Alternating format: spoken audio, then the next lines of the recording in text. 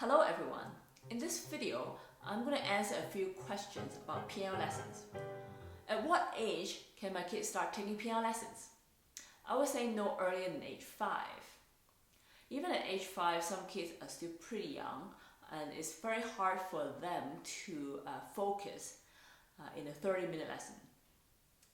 Be able to listen to the teacher's instruction and try to figure out the patterns at the piano. The kids should have some basic understanding of the alphabet, numbers, and have a fairly good control of the coordination between two hands. It's actually pretty complicated to be able to play hands together, especially when you have to do different things, and the notes, of course, when you're trying to read the score, it's very hard at the beginning to remember all the position, and then with the rhythm and tempo, so there's a lot of things for the kids to remember. But some 5-year-old can actually be able to focus and do really great things at the piano. So it's really depend on the individual kid. Now, you have some doubts about whether your kid should start taking lessons. You can always contact the potential teacher and see if you can do a trial lesson. Now, a trial lesson can definitely tell you that your kid is not ready for lessons yet.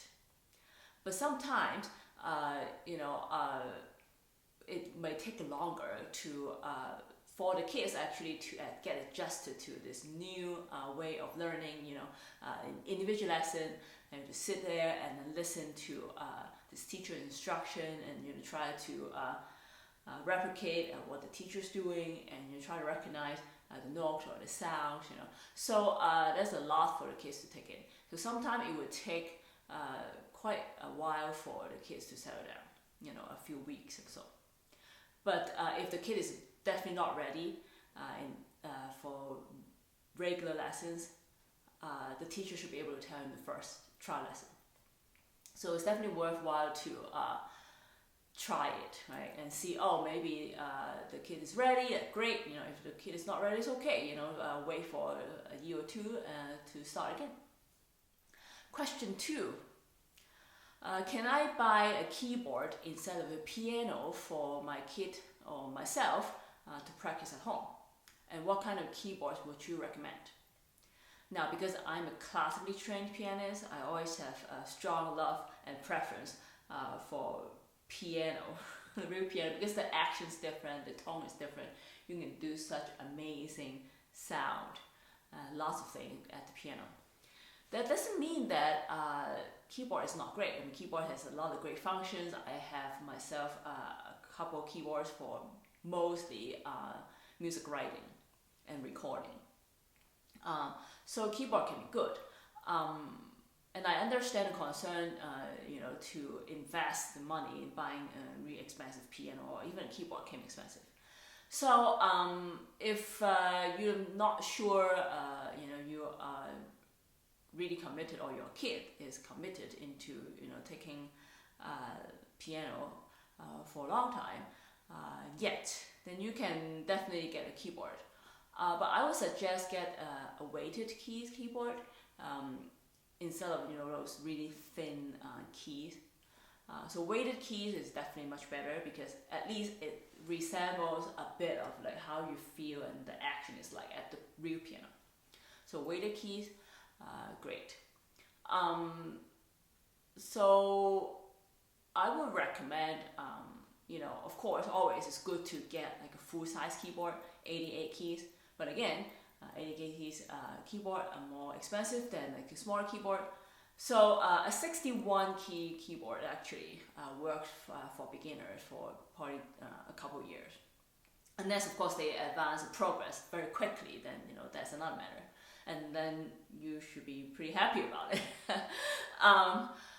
But the 61 keys would be pretty good for a couple of years.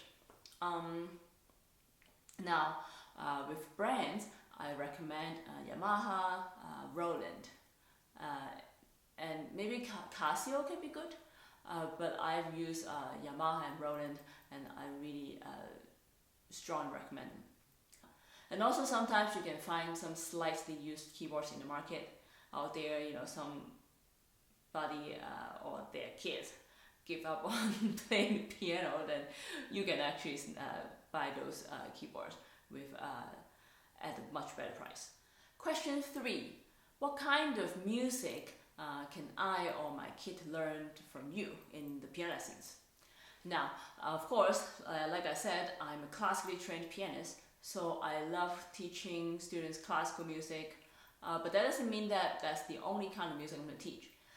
Especially with beginners, I wrote a set of beginner books, and it's not only used by me but also other teachers around the world, and it's a very systematic way to start students off the ground.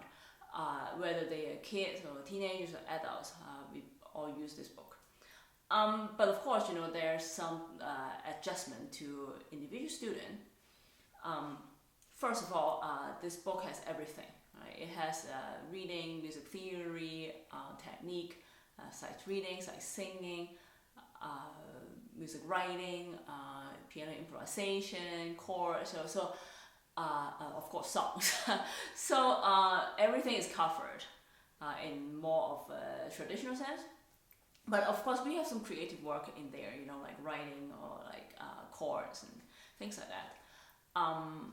But outside the book, sometimes I would teach some specific songs that students request, because like some students might like this one pop song or some band song, and they really want to learn to play, or some songs from movies, Disney, and so we definitely can work on that.